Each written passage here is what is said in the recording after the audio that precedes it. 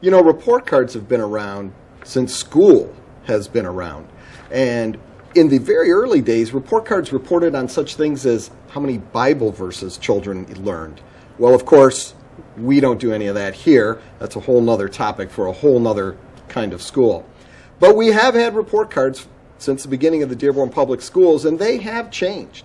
Back in the 60s and 70s, report cards for elementary kids had high, satisfactory, or low, so H, S, and L. And then that was actually changed to something where they had excellent, satisfactory, and low. So kids from around the district would run home screaming, "I got 20 E's, I got 20 E's," and they'd be very proud of it, and their parents would be happy because E's were for excellent. So you see, report cards have always been changing and evolving to reflect the current trends and in education.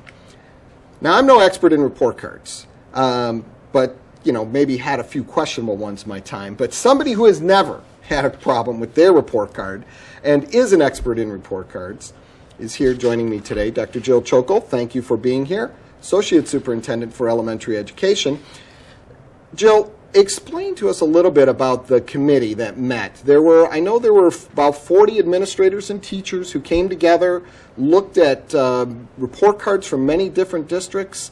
What was the goals of that committee? As you said, David, reporting accurately on student performance obviously is the responsibility of a school district and, of course, for a teacher, for the students in his or her classroom.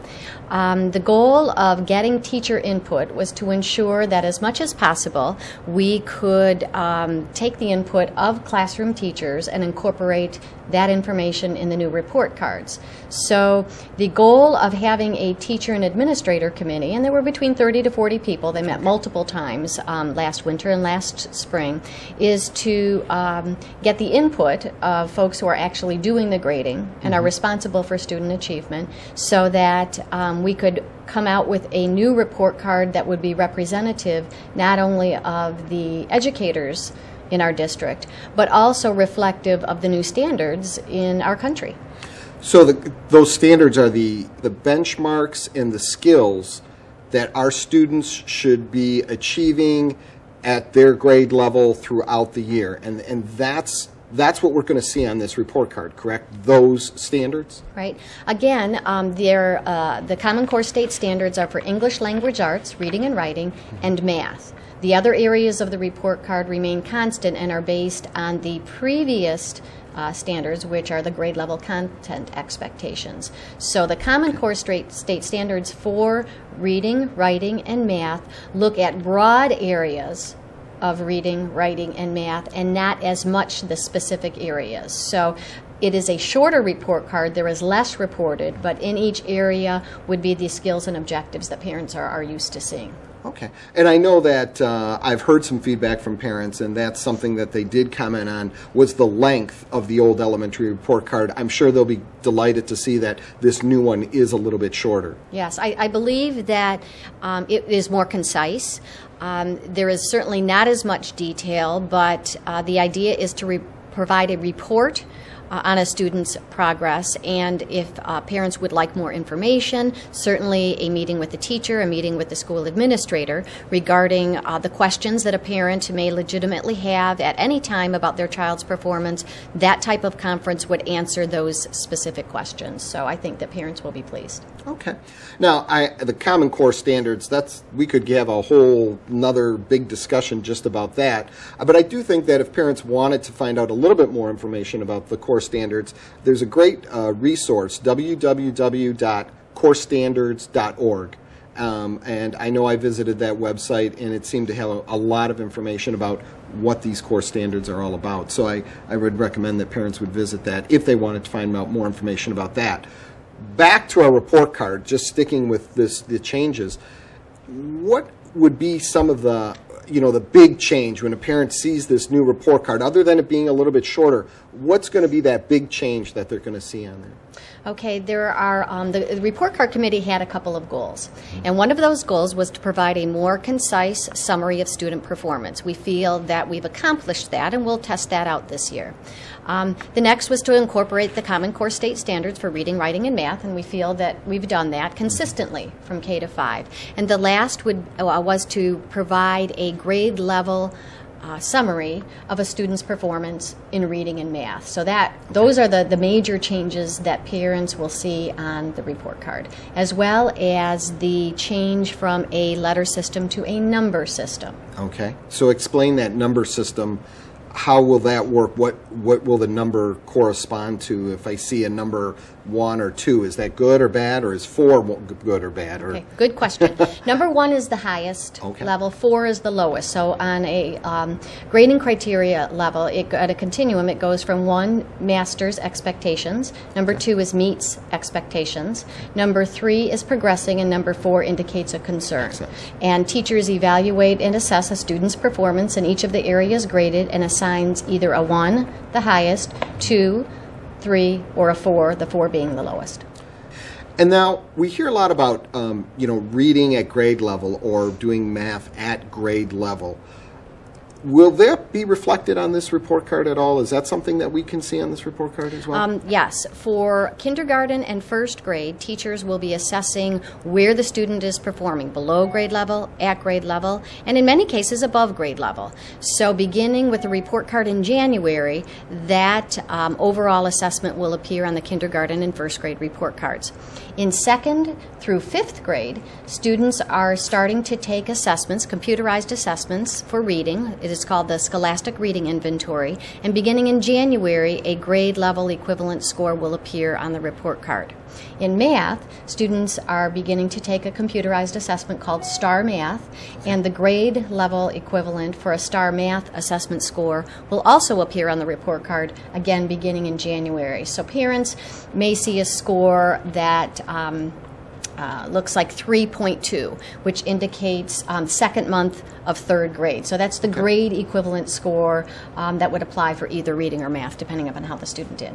So this would really give parents a good indication where their student is at, and so whether they need to maybe work a little bit harder or maybe be challenged a little bit more, depending on if they're a third grade student and they're performing at that third grade level, then that's good. If they're not performing at that level, it's not that that student is failing, but it is an indication of where that student is and where they may need to do a little bit more work. Absolutely. And again, we are partners with parents. We're very blessed because parents send their children to us for 6 to 7 hours a day, and we do our best, but they return home every night. And working together to help children who are not achieving at grade level, not working to their potential, is our primary goal. So the new report card will clearly identify where students are, and we can craft a program of support to help students in reading or math.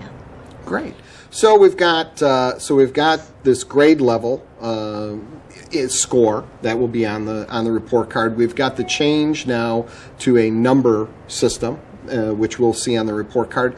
Are there any other areas of the report card that will look different, or things that we should be looking for, that parents should be looking for on that report card? Well, other than the number of items being smaller, there will be fewer items graded. The only other category that may be new, which is consistent, is a category called life skills, where student performance, behavior, adherence to core values, completing homework, reading every night, those kind of things that we feel are also essential and critical to their progress in school, those will also be assessed and receive a number grade, the 1, the 2, the 3, or the 4. Excellent. And of course, there'll still a section for comments. I mean, parents always like to see those comments to see how their student is doing. I think that those comments section really is a great place to highlight those positive things that children are doing in school. there's still a comment section, correct, on the report card? Absolutely. Okay. We actually, based on teacher request, have expanded the comment section so that not only will comments that parents have become accustomed to seeing throughout the past number of years be available, but also additional information may be input by the teacher, depending upon whether there are kindergarten students where teachers are reporting more detailed information, or other comments regarding other activities that may not be graded specifically on the report card. Teachers are able to input that kind of information. So we think that provides an even greater opportunity to report on how students are doing. Excellent.